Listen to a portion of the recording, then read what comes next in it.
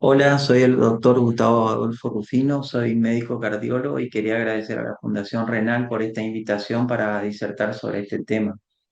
Voy a compartir pantalla para ver la presentación. Vamos a ver el tema de hipertensión arterial y enfermedad renal en el consultorio. El contenido de la charla se refiere a la definición de hipertensión arterial, la enfermedad renal crónica, impacto de estas enfermedades y fisiopatología en común, mecanismo y algoritmo de tratamiento y las conclusiones finalmente. Se define hipertensión arterial como una enfermedad vascular de origen multifactorial controlable que disminuye la cantidad y la expectativa de vida, y la tensión arterial se relaciona en forma positiva y lineal con el riesgo cardiovascular, y a mayor riesgo cuanto mayor hipertensión tenemos. Por encima de 117 milímetros de mercurio, como demostró Mahon y Lexington en esta metaanálisis de 1 millón de pacientes, por encima de 117 de sistólica por cada 20 milímetros de mercurio que aumenta la presión, se duplica la mortalidad cardiovascular por 2. Y cuando tenemos más de 75 de diastólica, un aumento de 10 milímetros de mercurio duplica la mortalidad cardiovascular. Por eso decimos que la correlación es positiva y lineal. En forma práctica definimos hipertensión como en dos o más mediciones por valores más de 140-90 constatada por un médico dentro del mismo mes con equipos validados. Se puede hacer monitoreo domiciliario de presión arterial con valores mayores de 135-85, o monitoreo ambulatorio de presión arterial, que sería nuestro gol estándar, con valores mayores de 130-80, o personas que tengan hipertensión controlada pero que estén tomando antihipertensivos.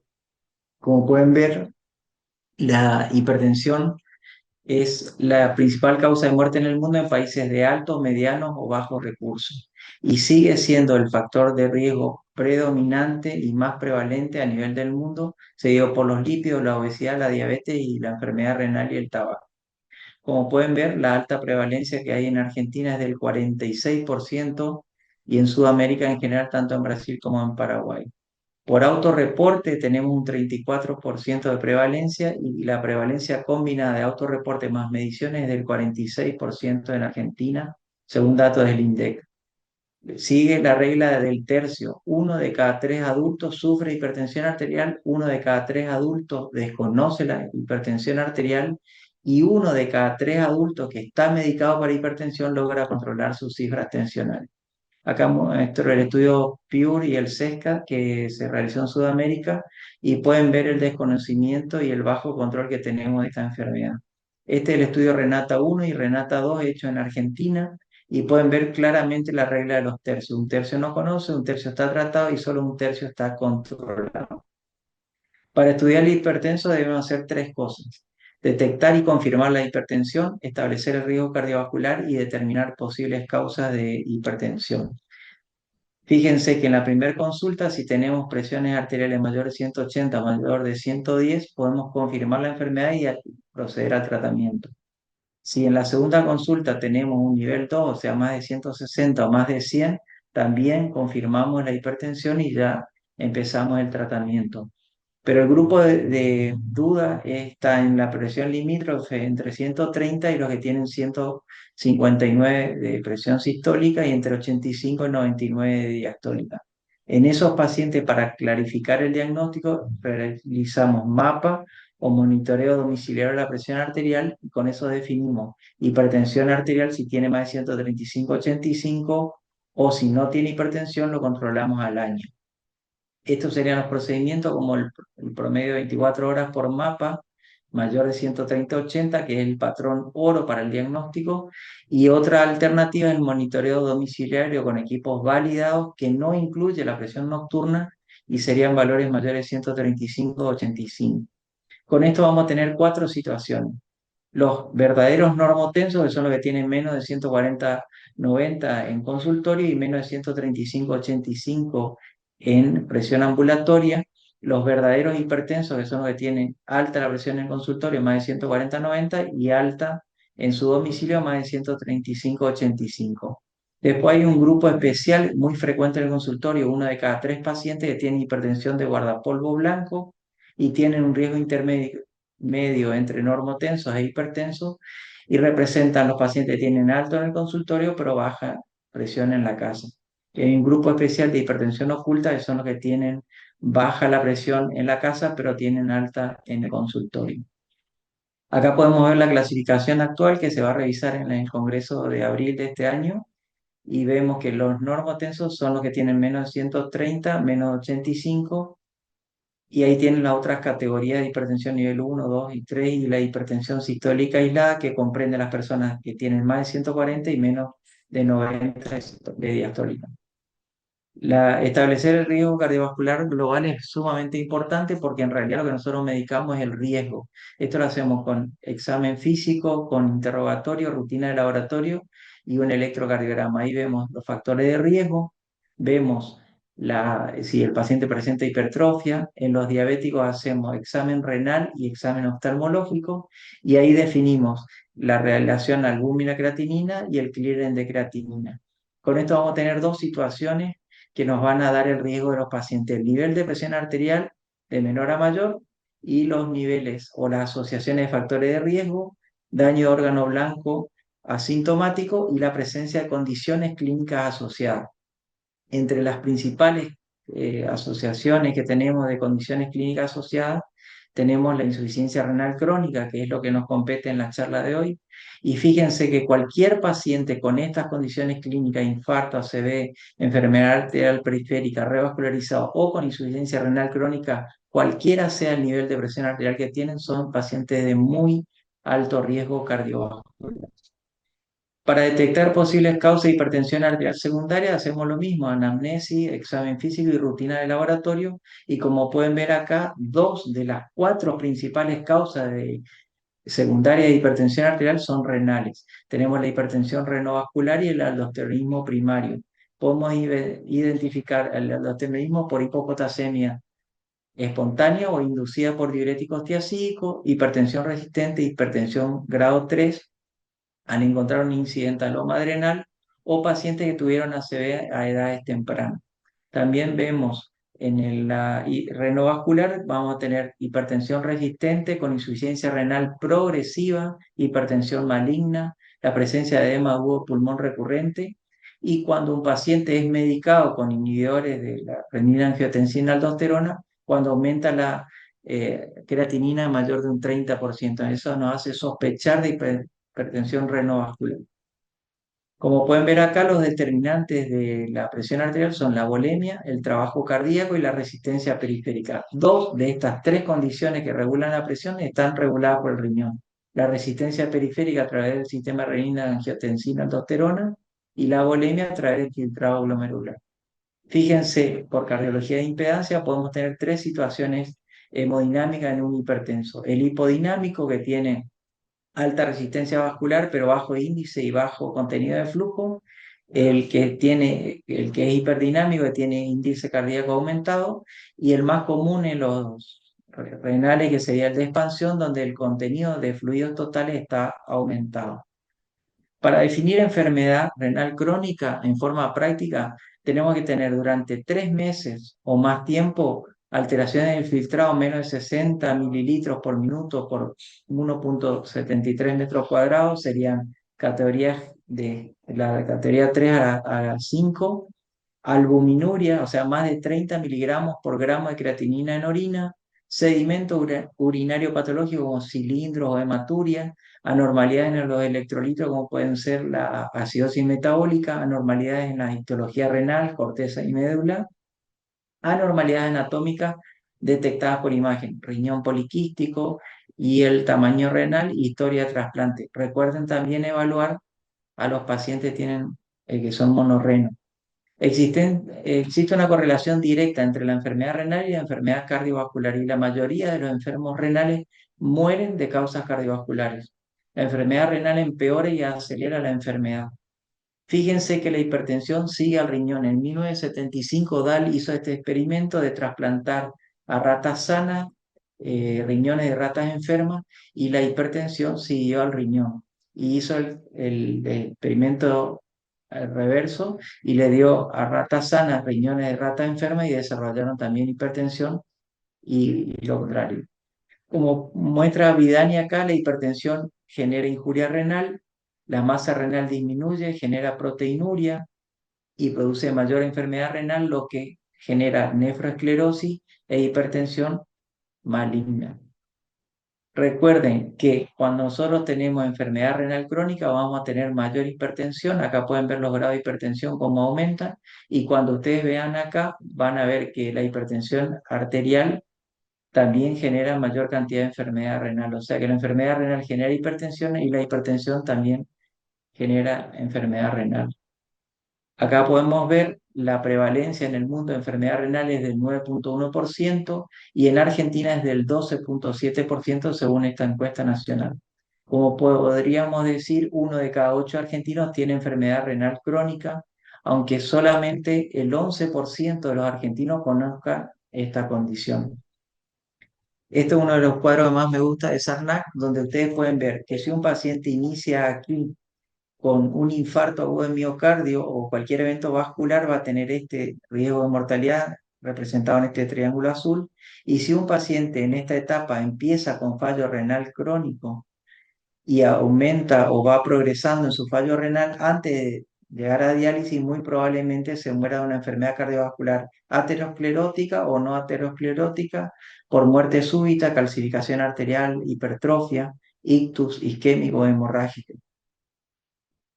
¿Qué afecta la función del riñón? El exceso de sodio, puede tener una carga tubular de sodio que es de 1,5 a 2 milimoles, 2.000 miligramos día, serían 5 gramos de sal común, no más de eso podemos tolerar. Los analgésicos inhiben las prostaglandinas I2 y E2 que regulan la arteriola aferente, la glucosa que altera los mecanismos de regulación, la hipertensión arterial que altera la fisiología glomerular, produce hiperfiltrado y destruye el riñón, como lo vamos a mostrar más adelante. Déficit de aporte de agua, que necesitamos 30 mililitros kilo día, y el exceso de proteínas y el tabaquismo. Como podemos ver acá, estas serían las guías de presión renal, indicar a personas en riesgo, hacer las pruebas de adulto para medir la función, filtrar la albúmina y diagnosticar enfermedad renal. Vamos a pasar a la siguiente y acá les muestro. Identificar personas en riesgo serían los que tienen fallo renal agudo, los diabéticos, los hipertensos, enfermedad vascular establecida, los obesos, el lupus eritematoso sistémico y todas las autoinmunes, las medicaciones nefrotóxicas, la historia familiar de insuficiencia renal y el bajo peso al nacer, y no se olviden de los monorrenos. También tendríamos que ver filtrado glomerular por fórmula CDKEPI y la relación que hay entre albúmina y creatinina en el sedimento urinario. Dentro de la clasificación se considera la causa, el filtrado glomerular y la albuminuria. Con esto vamos a tener progreso en la albuminuria, lo cual nos va a dar este mapa de calor donde ustedes ven a mayor albuminuria o menor filtrado van a tener mayor riesgo. Acá lo muestro mejor en esta tabla. Pueden ver que los pacientes aumentan el grado de albuminuria y empeora su riesgo. Acá podemos ver el riesgo en un filtrado glomerular mayor de 90, tienen riesgo de 1, pero a medida que empeora la albuminuria o empeora el filtrado, el riesgo se va aumentando hasta 6 veces o más. Acá podemos ver un conjunto de enfermedades que se correlacionan entre sí para producir lo que se llama síndrome cardiorrenometabólico. Un paciente que empieza a tener factores de riesgo genera adiposidad tisular, disfuncional abdominal y sobre todo empeoramiento del metabolismo de la glucosa, donde pueden ver hipertrigliceridemia, síndrome metabólico, fallo renal, diabetes tipo 2 e hipertensión arterial. Esto genera daño subclínico y posteriormente esto pasa a daño clínico como fallo cardíaco, fibrilación auricular, stroke, enfermedad periférica o infarto de miocardio, empeorando también la función renal. La suma de todos los males, podríamos decir, porque estas alteraciones en la vasopresina, en las catecolaminas que influyen en la función del riñón, activan el sistema de renina-angiotensina-aldosterona, genera deterioro cardíaco. El deterioro cardíaco genera pérdida de flujo de plasmático renal, activa el sistema de los péptidos natriuréticos, el sistema renina-angiotensina-aldosterona y produce más retención de sodio y agua, que a su vez vuelve a empeorar el sistema y una retroalimentación positiva que genera inflamación y altera todos estos mecanismos. Vamos a ir a ver en la parte central que sería la regulación por parte del glomérulo. El glomérulo, que es la unidad funcional del riñón, tiene una autorregulación local miogénica, como tienen todos los capilares del cuerpo, tiene una retroalimentación túbulo-capilar dado por la mácula densa, el aparato yuxtaglomerular y las arteriolas, y el sistema nervioso autónomo que influye a través de la noradrenalina. Vemos lo que influye en la arteriola aferente, como el óxido nitroso, que es el principal vasodilatador periférico, los prostanoides que están afectados por los AINES, las quininas, los péptidos natriuréticos, la angiotensina 2, la hiperinsulinemia y, como dijimos, la retroalimentación tubulo-glomerular por el sistema de renin-angiotensina-aldosterona. La arteriola deferente puede ser contraída por la angiotensina 2, empeorando el filtrado, el tromboxano A2 y la endotelina 1 y la noradrenalina. Acá vamos a ver el efecto de la presión. Ustedes ven que cuando la presión es normal, el flujo en los capilares es laminar y es un flujo continuo. Cuando las arterias están rígidas, el flujo es pulsátil, genera estrés de rozamiento y eso destruye a los capilares. Acá pueden ver que distiende la matriz, la luz capilar, altera la matriz mesangial, altera la membrana basal pericapilar, las proyecciones mesangiales y altera toda la membrana basal perimesangial. Acá lo vemos en forma esquemática y vemos cómo se altera la membrana de filtración, habiendo proteinuria. Y recuerden, cuando hablamos de filtrado glomerular, hablamos de función del riñón, de filtrado, y cuando hablamos de proteinuria, estamos hablando de destrucción de la membrana de filtración. Esto altera también produce fibrosis tubulointersticial, destruyendo la función de los túbulos, y esto genera como final nefroangioesclerosis. Y este glomérulo disfuncional reduce la capacidad de filtrado glomerular y sobrecarga a los otros glomérulos que sobreviven a este proceso. ¿Cómo reducimos el fallo renal? Bajando la presión, inhibiendo el sistema renina-angiotensina-aldosterona, dieta con bajo sodio, normalizar la glucemia y reducir la activación del sistema nervioso autónomo. Acá voy a mostrarles algunos estudios como el ACOR y el SPRINT, que fueron estudios donde se bajó intensivamente la presión arterial y en ambos estudios se produjo insuficiencia renal aguda como uno de los principales efectos colaterales de esta reducción de presión. Acá puedo mostrar el HOPE-3, que pasó exactamente lo mismo en todos los estudios que se baja intensivamente la presión arterial, producen insuficiencia renal aguda.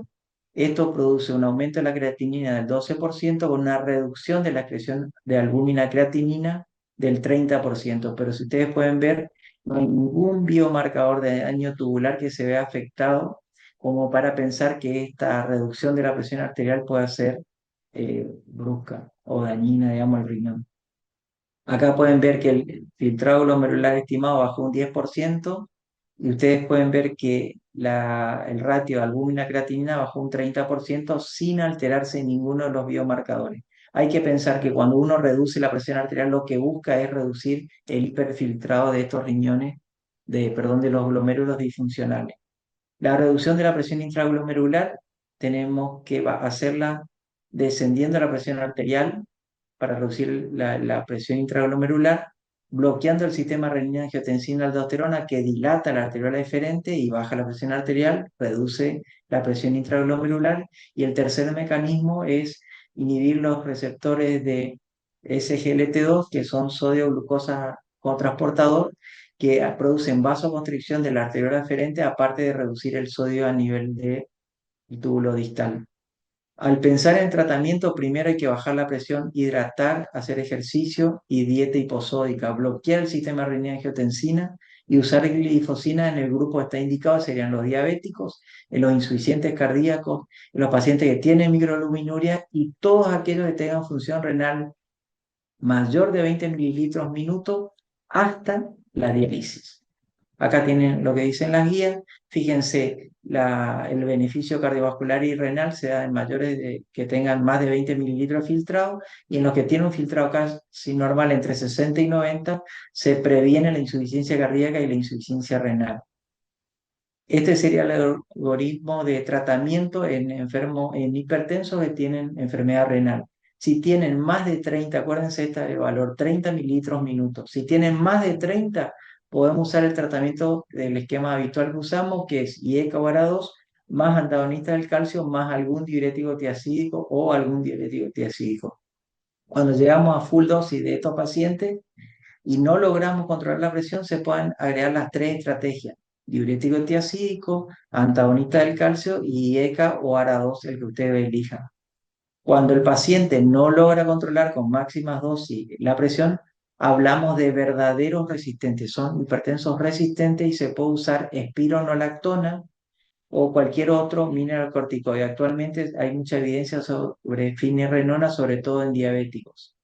Del otro lado, cuando tienen menos de 30 mililitros filtrado glomerular estadio 4 a estadio 5, pacientes no en diálisis, se pueden usar IECA o ARA2 más antagonista del calcio o un diurético de asa tipo furosemida o torasemida, llegando a máxima dosis. Si no logramos controlar la presión arterial en un segundo estadio, podríamos agregar IECA ahora 2, antagonista del calcio y los diuréticos tiacídicos. Entre estas etapas, entre etapa 1 y 2, hay que tener en cuenta el efecto terapéutico de las medicaciones que estamos usando. Esperar por lo menos 2 semanas con máxima dosis para esperar respuesta, no cambiar rápidamente la medicación, sino esperar la respuesta. Y en este grupo podemos agregar un simil tiacídico como es la clortalidona cuando son verdaderos resistentes. Sería IECA ahora 2 más el antagonista del calcio, más el diurético de asa, más la clortalidona podría ser una estrategia, o agregar beta bloqueante, alfa bloqueante o bloqueantes centrales. No olvidar de usar estatinas y los ISGLT2 o las glifosinas en todos estos pacientes que son de alto riesgo. Esta es una imagen nomás que quiero que vean y la graben porque acá están toda la evidencia de todos estos tratamientos y los estudios que avalan la intervención en el riñón y en la hipertensión renal. Cuando ustedes tengan como conclusión, quiero que se lleven educar al paciente, una buena relación, un tratamiento óptimo, monitorear regularmente al paciente, controlar función renal y la presión, los niveles de presión. Recuerden que se necesitan por lo menos 2 fármacos para controlar a cualquier hipertenso. Necesitamos mantener debajo de 120-80 en aquellos pacientes que puedan lograr ese objetivo, no sean frágiles, muy ancianos o que tengan alguna contraindicación. Y usar terapia triple reduce la cantidad de efectos colaterales. O sea, 3 medicamentos en bajas dosis son mejores que 2 en altas dosis. Evaluar riesgo cardiovascular y renal en cada paciente para guiar el manejo, individualizar el tratamiento y siempre usar en primera línea bloqueo del sistema renina, angiotensina, aldosterona a full, asociar con antagonistas del calcio, diuréticos, si tienen más de 30 mililitros minuto de filtrado, tiacida, y si tienen menos de 30, furosemida o otro de asa, glifosinas, DAPA o empaglifosinas, en filtrados mayor de 20 mililitros y alcanzar las metas lo más rápido posible. Quiero agradecer la invitación de la Fundación Renal y quería darle las gracias por su atención.